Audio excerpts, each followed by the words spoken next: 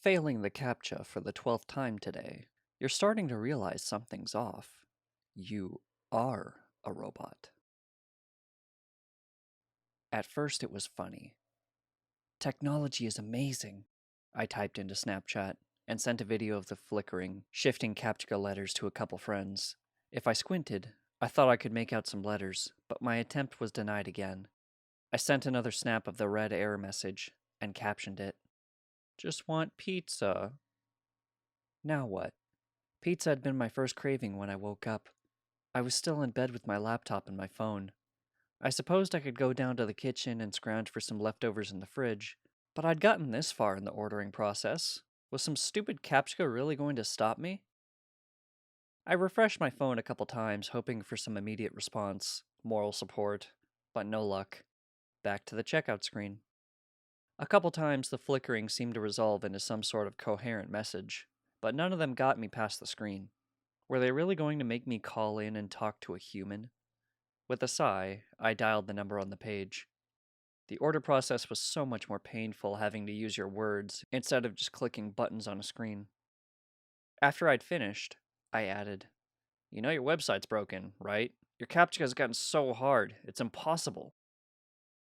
"What?" yelled the guy over the background din of the kitchen. "Capture what?" Sad thing is, I was pretty sure this was the owner of the place. "Your website!" I found myself raising my voice to match. "Why did you change it? I can't order online." My phone buzzed against my ear with the sound of a notification. One of my friends finally responded?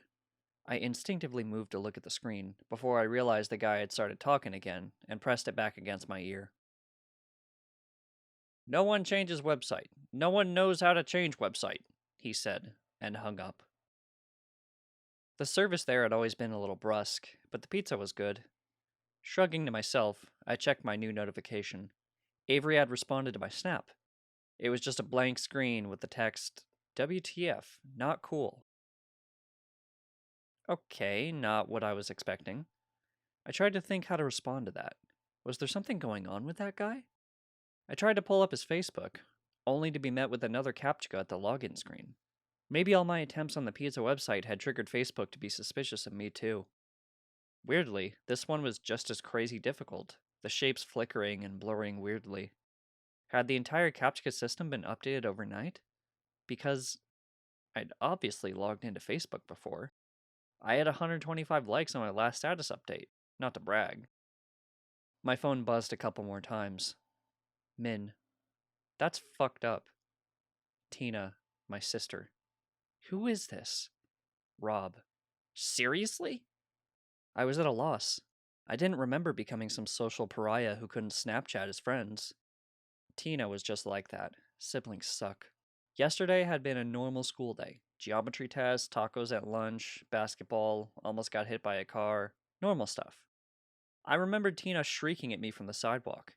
She was always telling me to be more careful. I was always telling her not to walk home with me. But I was still fine, wasn't I?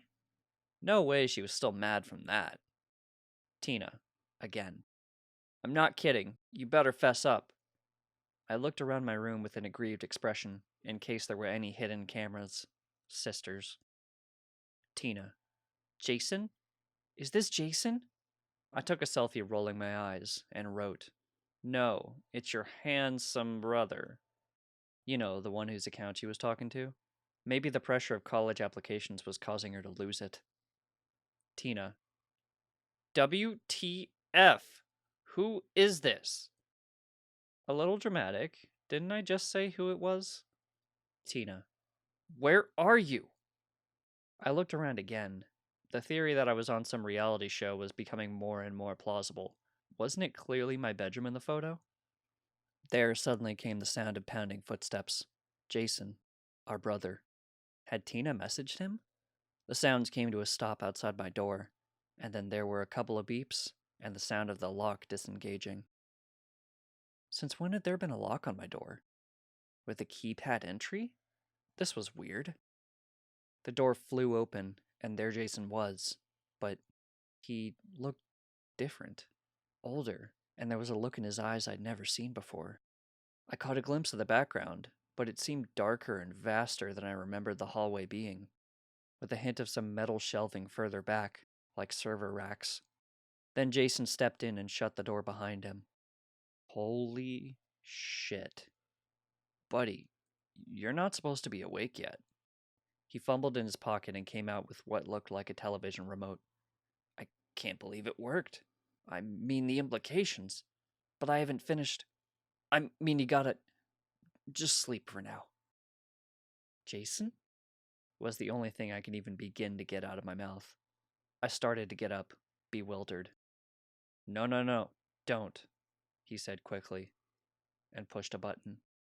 And suddenly, I slumped backwards in my bed, every muscle slack. My laptop clattered to the floor, or at least I thought it did from the sound, because my eyes had slipped closed, and I couldn't seem to open them again. Everything's gonna be okay, he said, voice getting closer as he walked towards me. He touched the back of my neck, and there was a scratching sensation, until something popped with a click.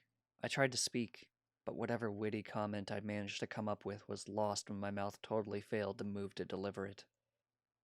Jason paused for just a second, and then said, I missed you, bro. And that was the last thing I heard. This story was written by Triple Clicker. Read by a bag of Vicodin. Thank you for listening.